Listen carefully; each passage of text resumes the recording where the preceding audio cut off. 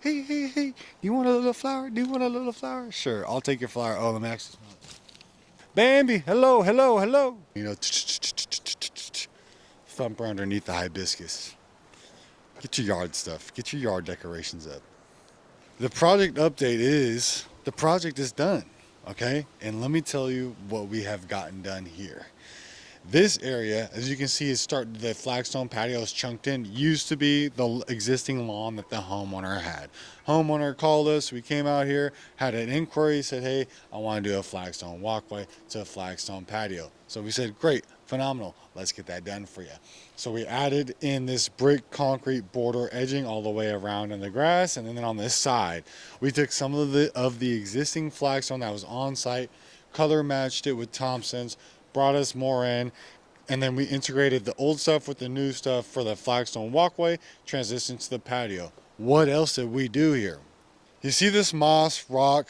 This moss rock, you see maybe about 8 inches of it, but it's actually dug down about another 4 to 6 inches. So we have this boulder. There's a lot of grade difference. The yard was kind of grading pretty high from this point to this point, so we wanted to make sure, hey, let's make the grade better so we're not sitting at an angle, so we don't have an umbrella at an angle XYZ. So we came in here, put this moss rock boulder curb in to separate this flagstone patio from the DG area, from the planter area. We brought it all the way down there. The homeowner had some existing nice boulders. We kind of moved them around a little bit. They were very heavy. That's why we used our good old trusty Bobcat.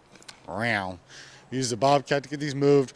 And then we brought some more of the moss rock, put it around this salvia that was already kind of in here. And that's what we did.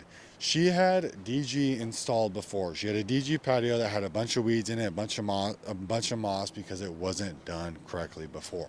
So what we did is we came in here, excavated out 6 inches of earth, brought in 3.5 inches of AB, compacted that, put 2.5 inches of the stabilized DG on top with an additional stabilizer to finish everything off. And now we have this beautiful DG patio. One tip and trick that I have all for the homeowners out there and maybe other contractors that might be watching.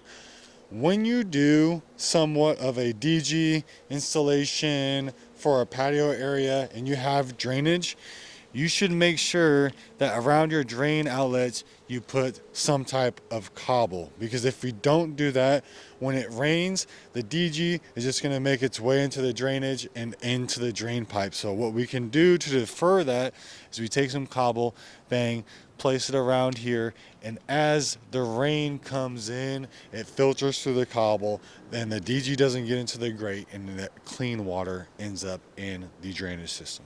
Tip and trick. Project's completed. We did a phenomenal job. Homeowner's super happy. If you want to be super happy, go ahead and give us a call right here. Suitable Landscaping. There's no phone number on it, but you know what? Go ahead and type that thing up into Google. You'll see the number. Give us a call. If you want to be happy, give us a call.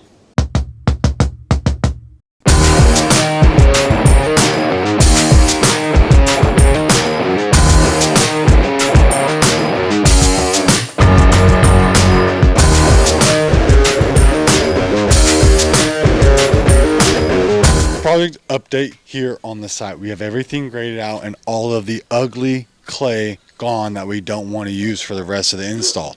We have the metal edging installed. Look at the beautiful curvature. Bang, bang, bang, bang, bang. This where I stand right now is going to be grass area, flowing to grass. We're going to do a little bit of a border right here along the back garage, because we don't want to put grass up to the foundation. If we put grass up to the foundation, you know what happens? The sprinklers turn on. It saturates the footing, and that's when you get maybe some shifting in your foundation, and we don't want to do that because foundation repairs are expensive. So we're going to put a little bit of metal edging right here for our planter. Today's goal is we now have the drainage installed, we now have the irrigation installed, we have the metal edging installed, but we need to finish grading this, get all this clay out of here, bring in some nice topsoil for the sod application, bring in some aggregate base for the fire pit area so we can get all that in, compacted, and then we can bring in the finished rock for the project. We got a lot of things left to do, but we're making a lot of progress. We've been here for now.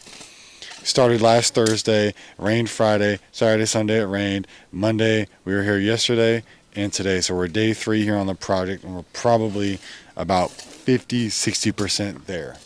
Hardest part of the install, I would say this. I love doing little small easy bangers. Anybody out there who's got 20 grand to 40 grand to spend, hit us up, because guess what, we can throw 1, 2, 3, 4, sometimes 5 guys here on a project and get it done in like a week, in a week and a half, 2 weeks. It's super easy, not very confusing, not a problem.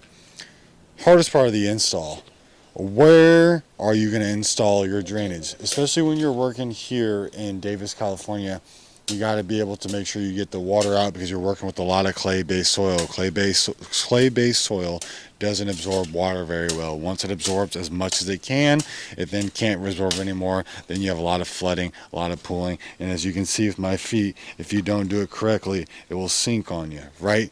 So we got to find out where we're going to put our drainage. Sometimes we need a drainage ditch to lead everything to, so that sometimes requires some thinking. The smaller projects, they're easy. They're easy. Our guys are good at what they do. They don't require babysitting, so like it's super easy what it's going to be. So the hardest part of the install, I would say, getting everything lined out to where it's going to go to get it ready for the backyard.